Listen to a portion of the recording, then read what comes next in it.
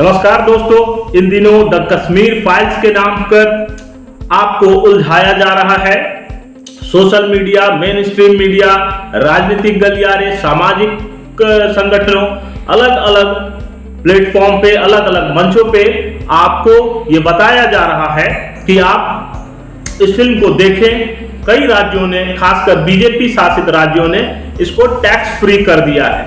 किसी फिल्म में इतना इन्वॉल्वमेंट किसी पॉलिटिकल पार्टी का होना, इवन कि प्राइम मिनिस्टर नरेंद्र मोदी का इसमें स्टेटमेंट देना और इतने बृहद स्तर पे इसका प्रचार कराना ऑनलाइन प्लेटफॉर्म पर, सोशल मीडिया पर, क्योंकि आज के डेट में सोशल मीडिया जो है, एक बार आप किसी विषय को ट्रेंड करा दे और आप छोड़ दें, उसके बाद उसकी रफ्तार आप की सोच से भी कई गुना ज्यादा तेज हो जाएगी।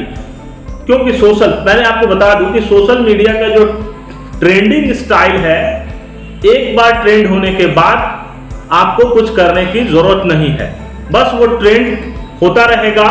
और जिनका उद्देश्य इस तरह के ट्रेंड को करा करके अपनी कमाई करना है, वो कमाई कर रहे हैं। अब ये बहस किस ओर जाएगा कि कौन जिम्मेदार था, नहीं था, उससे उन लोगों को बहुत वास्ता नहीं है। लेकिन इसको दिखाया ऐसे जा रहा है कि जैसे उनको बहुत वो हितैषी हैं कश्मीरी पंडितों के, और उन्होंने ही पहली बार कुछ सच खोजा है जो दुनिया को, जो देश के लोगों को मालूम नहीं था। ये सारी चीजें बकवास है। ये केवल और केवल अपने फिल्म को लेकर के पब्लिसिटी स्टंट करने की बात हो रही है। मोटा मोटी बहुत सारी बातें पिछले काफी दिनों से जम्मू कश्मीर फाइल्स को लेकर के आ चुकी है। कहीं इमोशनल ड्रामा चल रहा है, कहीं कुछ चल रहा है। मेरी पूरी सहानुभूति जो है उन लोगों के साथ जरूर है जो विस्थापित हुए, जिन्होंने प्रताड़ना झेली, जिन्हें अपने जमीन को, अपने घर को छोड़ करके जाना पड़ा। मैं उन लोगों की जो है परेशानी, उनके दर्द से इत्तेफाक रखता हूं। लेकिन जो लोग ये कार्ड खेल रहे हैं कि जिम्मेदार कौन है, वे जिम्मेदार नहीं है। जो है उनकी भाजपा कहती है कि कांग्रेस जिम्मेदार है, कांग्रेस कहती है भाजपा जिम्मेदार है। आज 32 साल के बाद जिम्मेदार कौन है ये खोजने की जरूरत है क्या, या उनके लिए क्या किया गया? जिनको भी जब भी सत्ता में आने का मौका मिला, उन्होंने उनके लिए क्या किया, उसके सॉल्यूशन, उनके पुनर्वास, और जो उनके साथ चीजें खराब हुई, जो उनके साथ अन्याय हुआ, उसमें न्याय की प्रक्रिया कहां क्या पहुंची। पहले मैं बता दूं कि 11 मार्च को जो फिल्म द फाइल्स रिलीज हुई, लगभग 2 या 3 दिन के बाद जो है किसी माध्यम, ऑनलाइन माध्यम से डाउनलोड करके उस फिल्म को मैंने भी देखा। उसमें कुछ चीजें जो है जो बहुत ब्रूटल दिखाई गई हैं, जो किसी का भी खून खौल सकता है, किसी को भी बहुत बुरा लग सकता है। और मोटा मोटी ये बात सब लोग जानते हैं जो पिछले 30-32 साल से, कि कश्मीरी पंडितों का वहां से पलायन हुआ। इसके लिए वहां जो एक्सट्रीमिस्ट थे, जो सेपरेटिस्ट थे, उनकी वजह से। इस फिल्म में एक चीज, बिट्टा का कैरेक्टर दिखाया गया है जो शायद देश के सभी लोगों को जानकारी नहीं होगी, तो वो चीज एक नया था। उसकी जो है ब्रूटलिटी, जिस क्रूरता के साथ किया गया, वो एक चीज नया था। लेकिन सवाल होता है कि अगर चाहे कांग्रेस की सरकार रही, चाहे बीजेपी की सरकार रही, तो आखिर वो बिट्टा जिसने सबसे पहला कत्ल आरएसएस या भाजपा से जुड़े व्यक्ति सतीश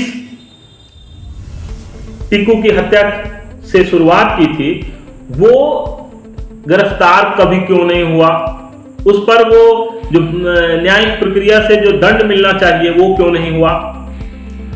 मैं आपको इसकी शुरुआत कैसे हुई और बीजेपी अगर सीधे खुद को जिम्मेदार नहीं कहती है तो बीजेपी ने इसको रोकने में भी बहुत इंटरेस्ट नहीं लिया।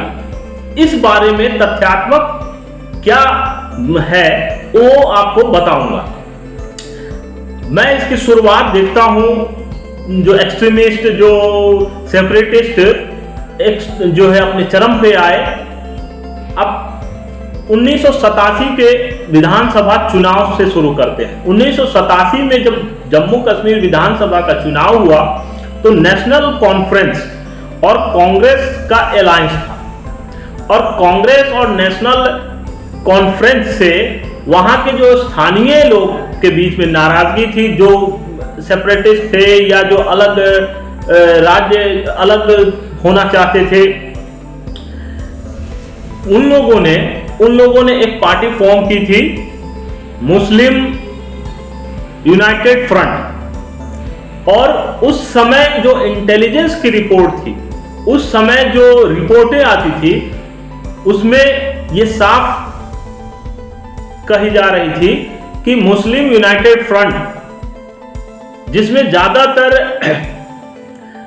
जो है सेपरेटिस्ट लोग थे, जो भारत से जम्मू कश्मीर को अलग करना चाहते थे, या प्लेबिसाइड फ्रंट भी एक बना था जो प्लेबिसाइड को, जनमत संग्रह को सपोर्ट करते थे।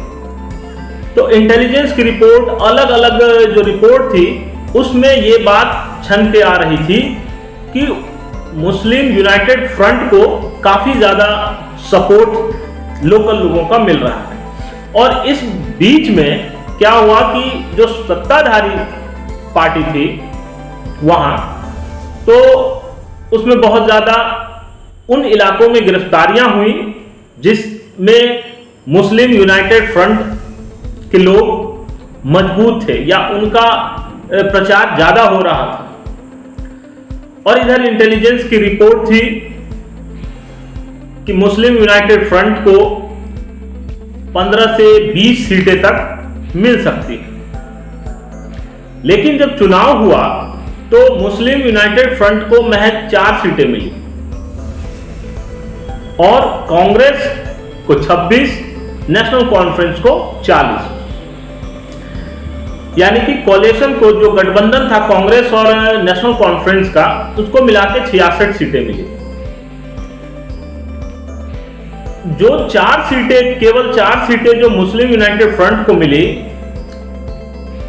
और इसमें आरोप लगे और कई मंचों पे, कई रिपोर्टों में इस बात का जिक्र किया गया कि जम्मू कश्मीर के इलेक्शन में भारी धांधली हुई। इवन की एक रिपोर्ट में यह भी कहा गया कि उस समय जो वहां राज्यपाल थे जगमोहन मल्होत्रा ने भी रिपोर्ट सेंटर को की थी कि यहां पे चीजें ठीक नहीं हो रही हैं, ठीक नहीं है। तो सेंटर ने जो है, उस समय जो सरकार थी केंद्र में, उन्होंने उसमें दखल न देने की बात कही।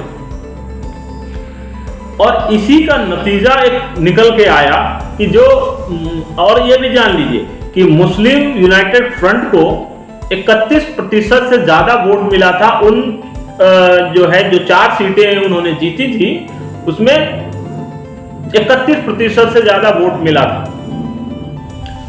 और ओवरऑल पूरे जो 76 जो सीटों के लिए चुनाव हुआ था, उसमें 18% वोट मिले।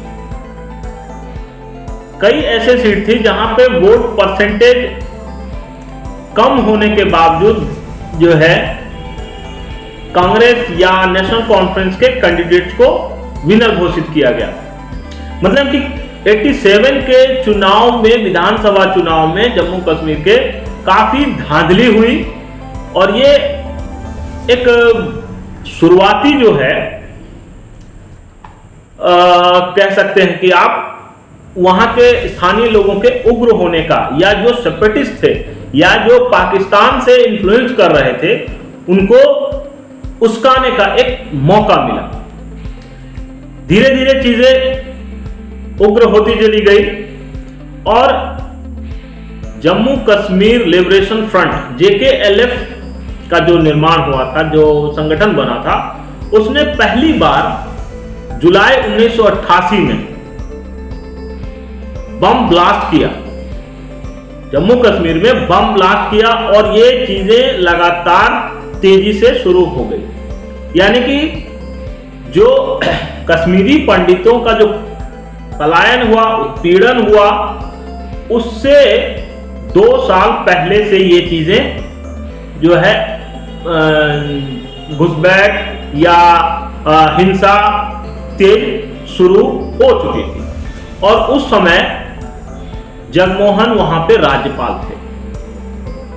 जगमोहन मल्होत्रा 84 से लेकर के जुलाई के 89 तक, 89 तक अपने फर्स्ट टर्म में वहां पे राज्यपाल रहे और सारी चुनाव से लेकर के और जो हिंसा शुरू हुई, उन सब चीजों को लेकर के उन्होंने वहां पे देखा। अब आते हैं, ये चीजें बढ़ती चली गई, ये चीजें बढ़ती चली गई। अब इधर केंद्र में जनता दल की सरकार आई। वीपी सिंह प्राइम मिनिस्टर बने थे और भाजपा उस चुनाव में भाजपा के पास सबसे ज्यादा सिंगल लार्जेस्ट पार्टी बन के आई थी। भाजपा के पास 85 सीटें थी, 85 सीटें, और उन्होंने जनता दल को समर्थन दिया और दूसरी पार्टियों का कोलिशन हुआ, केंद्र में सत्ता बनी और उस सोच के व्यक्ति को गृह मंत्री बनने का मौका मिला जो जम्मू कश्मीर में अलगाववाद के समर्थक थे, जो कांग्रेस से जनता दल में आ चुके थे, मुफ्ती मोहम्मद सईद। अब आप समझिए कि क्या भाजपा को ये अपनी सत्ता के लिए मंजूर था। अभी मैं कश्मीरी पंडितों को लेकर के और भाजपा की जो नीति रही है उस पर मैं आगे बताऊंगा, लेकिन स्टेप बाय स्टेप समझिए। 84 से लेकर के 89 तक जगमोहन मल्होत्रा वहां रहे। उस दौरान विधानसभा चुनाव, धांधली, हिंसा की शुरुआत, तमाम चीजें हुई और आप कह रहे हैं कि दुनिया को पता नहीं था। और विवेक रंजन अग्निहोत्री पहली बार दुनिया को सच बता रहे हैं। 32 साल बाद विवेक अग्निहोत्री ऐसा सच खोज के ले आए जो उस समय की सरकार, राज्यपाल, केंद्र की सरकार, किसी को पता नहीं था और विवेक अग्निहोत्री आज ले आए।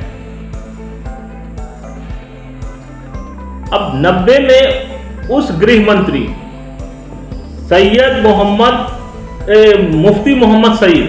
मुफ्ती मोहम्मद सईद को जो है गृह मंत्री बनाया गया, जो सेपरेटिस्ट सोच के थे। और कहा जाता है कि 9 दिसंबर 89 को उनके गृह मंत्री रहते उनकी छोटी बेटी राबिया का अपहरण किया गया था, जो उन्हीं की प्लानिंग का हिस्सा था, और 5 आतंकवादी छोड़े गए थे। और उस तरह के व्यक्ति के गृह मंत्री रहते हुए भाजपा ने उस सरकार को समर्थन दिया हुआ था। जो जुलाई 89 में वहां से जगमोहन मल्होत्रा को हटा दिया गया।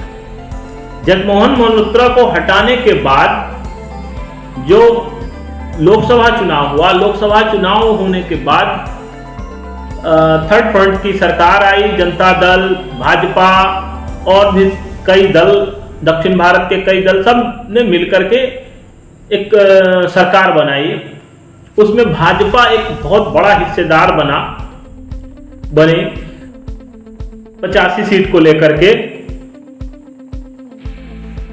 19 जनवरी जिस डेट को कहा जाता है कि जम्मू कश्मीर में अलग अलग मस्जिदों से जो है नारे लगे कि कश्मीरी पंडित जो है कश्मीर को छोड़ दे, या तो मुस्लिम में कन्वर्ट हो जाए, या जम्मू कश्मीर छोड़ दे, या फिर जो है उन्हें जान से हाथ गंवाना पड़ेगा। उस 19 जनवरी को ही जगमोहन दोबारा से 4-5 महीनों के अंतराल के बाद, जो बीच में सम केवी राव करके राज्यपाल बने थे, उस 4-5 महीने के बाद फिर से राज्यपाल बने और फारूक अब्दुल्ला जो चीफ मिनिस्टर थे वो रिजाइन उन्होंने दे दिया था। राज्यपाल शासन, गवर्नर रूल जम्मू कश्मीर में लग चुका था। उसी 19 जनवरी को, जिस 19 जनवरी को फोकस करके ही दिखाया गया है कि उस रात कश्मीरी पंडितों पे का पलायन ज्यादा हुआ, उसी रात को मस्जिदों से जो है आवाज आई, और उसी रात मतलब उस एक सिग्निफिकेंस है 19 जनवरी 90, क्योंकि उससे पहले और उसके बाद भी हिंसा हुई, लेकिन 19 जनवरी एक मार्केबल डेट रखा गया कि उस रात को व्यापक पैमाने पे पलायन और हिंसा हुई। अलग अलग मस्जिदों से जो है इसका ऐलान किया गया। उसी रात जगमोहन राज्यपाल नियुक्त होकर के जम्मू पहुंचे और जम्मू के तमाम अधिकारी, जम्मू कश्मीर के तमाम अधिकारी जम्मू में थे, जहां राज्यपाल कश्मीर नहीं आए थे, वो जहां श्रीनगर जम्मू में ही थे। उसके बाद चीजें लगातार होती रही।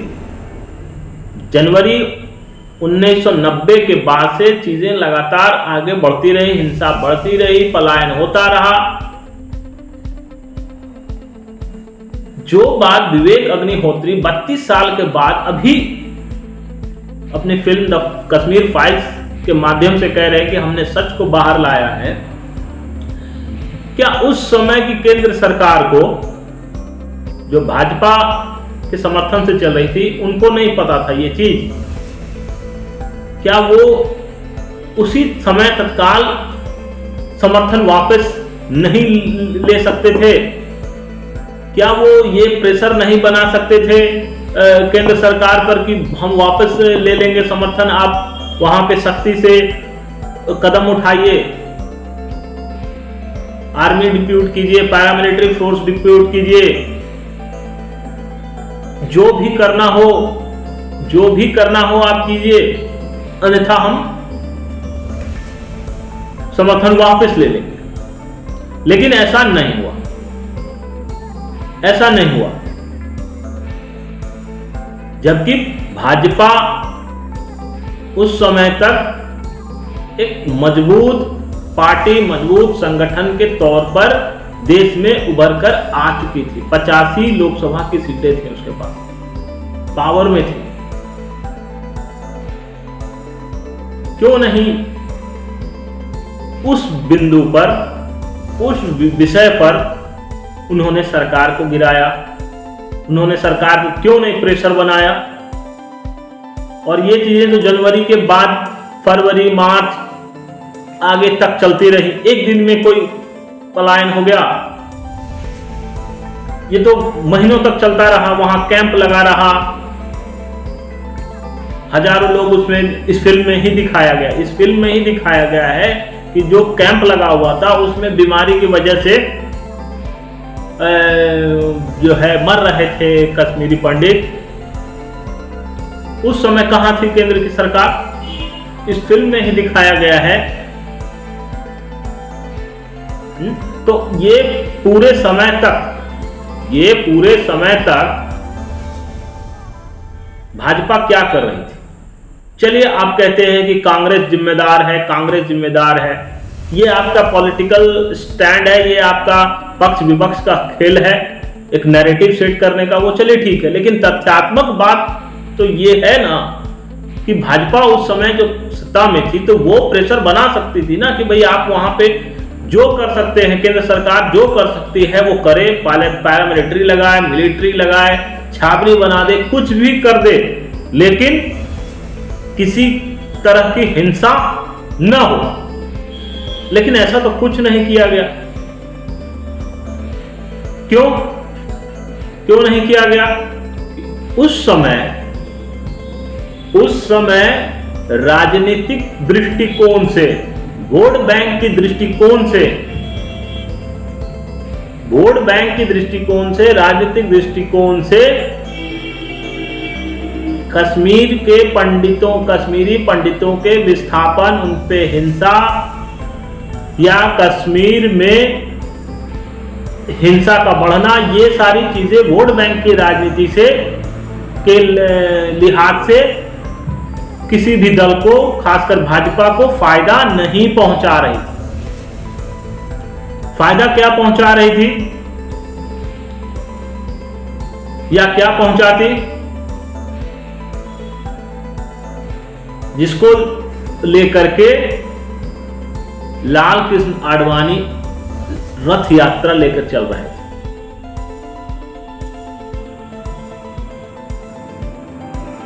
और सितंबर या अक्टूबर 23 को जब समस्तीपुर में लाल कृष्ण आडवाणी गिरफ्तार हो गए, तब जाकर के उस बिंदु पर गर्माहट आई।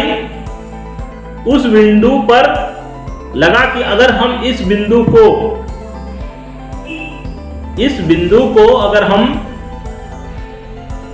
कैश करते हैं, इस बिंदु पर अगर हम सरकार से समर्थन वापस लेते हैं, तो शायद हमारे प्रति देश में जो संवेदना जाएगी, जो सहानुभूति मिलेगी, वो वह वोट बैंक में कन्वर्ट ज्यादा होगा। और इसी का नतीजा हुआ कि नवंबर में जाकर के भाजपा ने केंद्र सरकार से समर्थन वापस ले लिया। अब आप समझिए, जिस बिहार में लालू यादव ने लाल कृष्ण आडवाणी को गिरफ्तार करवाया,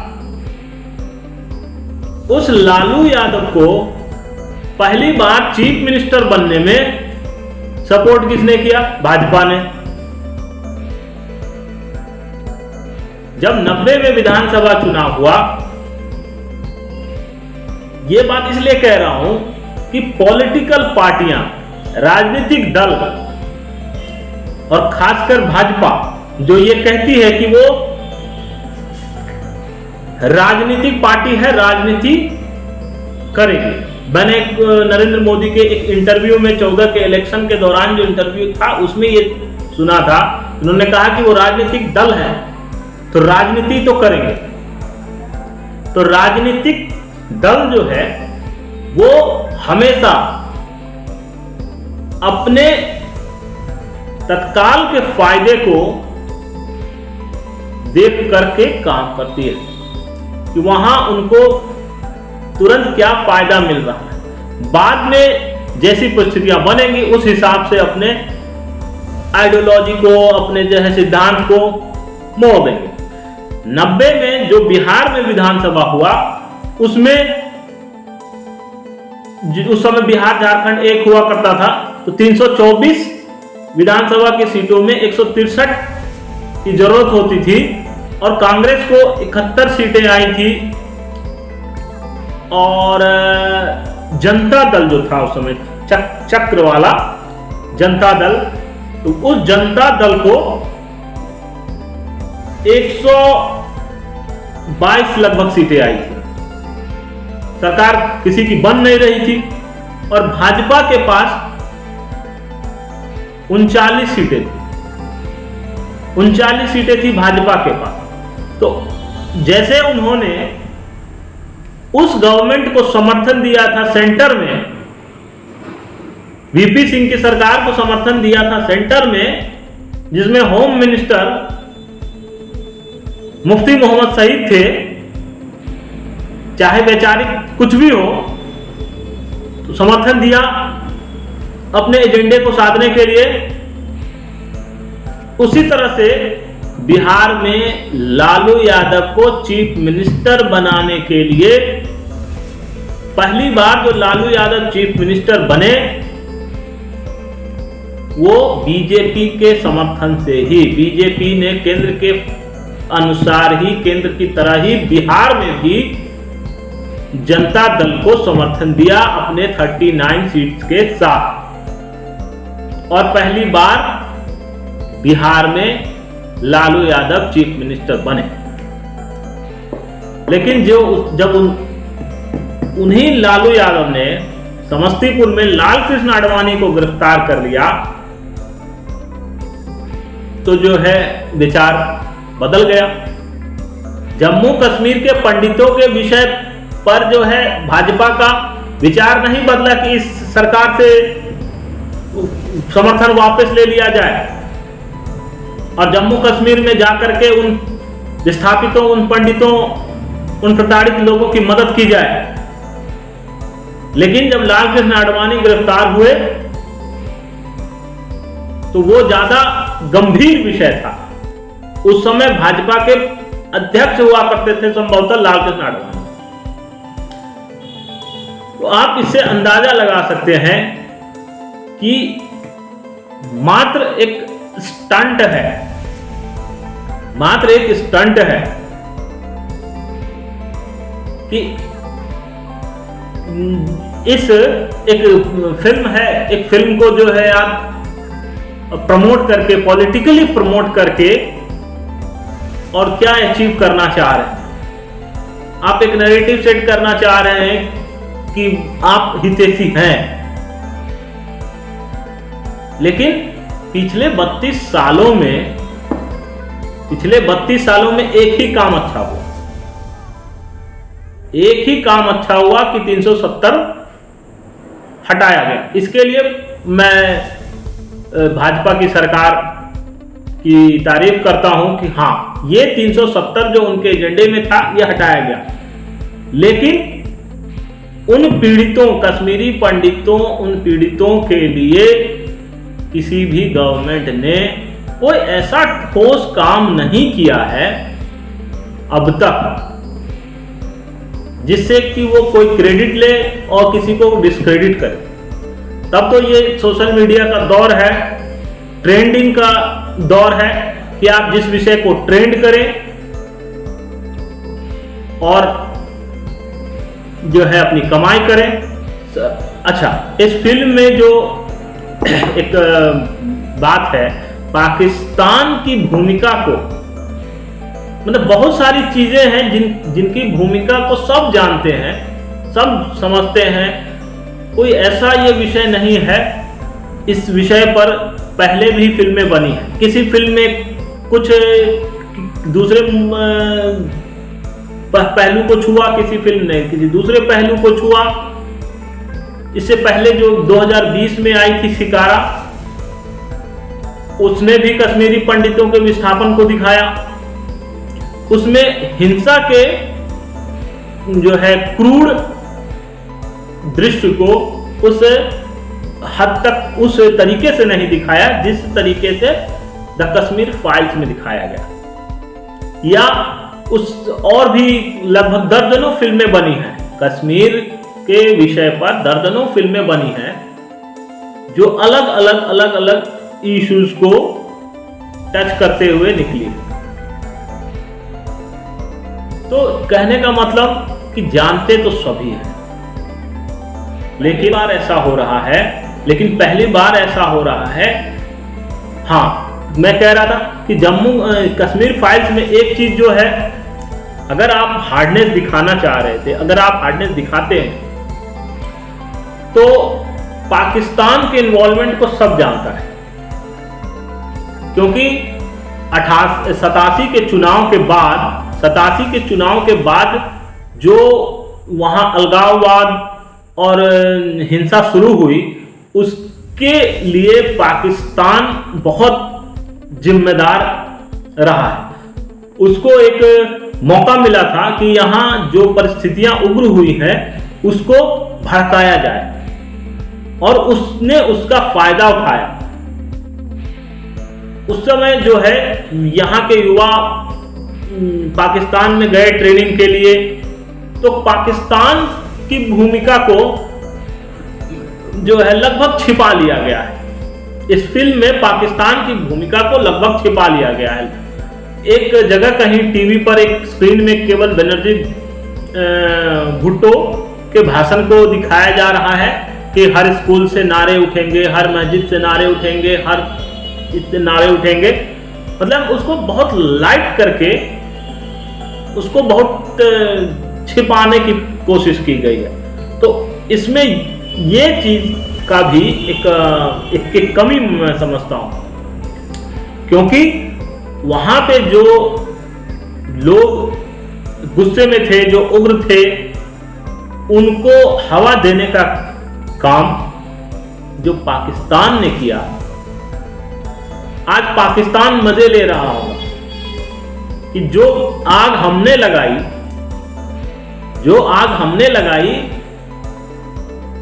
उसको लेकर के आज ये 32 साल के बाद इंडियन पॉलिटिकल पार्टियां अपने एक दूसरे पर खेल रही। इस विषय पर बहुत बातें करता चला जाऊंगा तो बहुत लंबा हो जाएगा।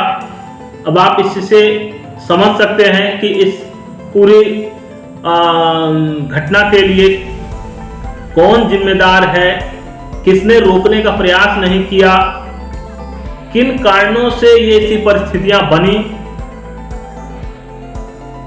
और अब तक जो है क्या किया गया। इन सवालों के साथ मैं आपको लेंस के एक्सप्लेनर पर यहीं छोड़ रहा हूं। दूसरे विषय के साथ फिर आपसे मुलाकात होगी। मैं ब्रजमोहन मिश्र, लेंस.live के लिए।